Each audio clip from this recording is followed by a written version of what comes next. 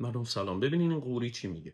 جوانهای کشور بیان وارد اقتصاد بشن، یک جهاد اقتصادی رو ما در ایران راه اندازی کنیم. همونطور که مردم الان تو میادین جمع میشن، تو خانه هاشون، توی محلات شروع کنن به تولید، شروع کنن به محصولاتی که مورد نیاز خودشون و جامعه هستن. اینجا البته دولت بایستی از یه اقتصاد دولتی بیرون بیاد، آغوشش رو باز.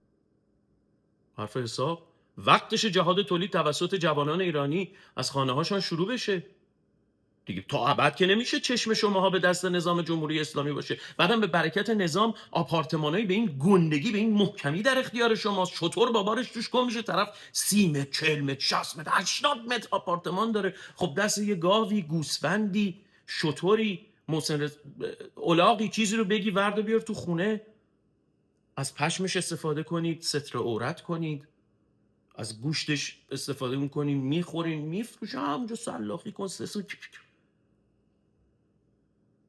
فکر کنین تا ابد که ما نباید برق و گاز و آب و بنزین و همه اینا رو داشته باشیم که.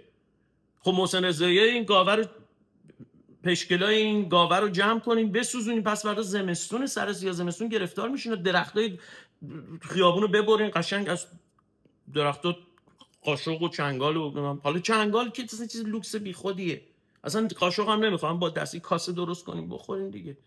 چه توقعی دارین تو زیر زمین خونتون؟ حالا فعلا که برق هست، تا میتونین تسلا بسازین، کاری نداره. مثلا تسلا ساختن فکر کنم بعدم که برق قطع شد سوار محسن رضا سوار الاغ میشین، باش طی طریق میکن.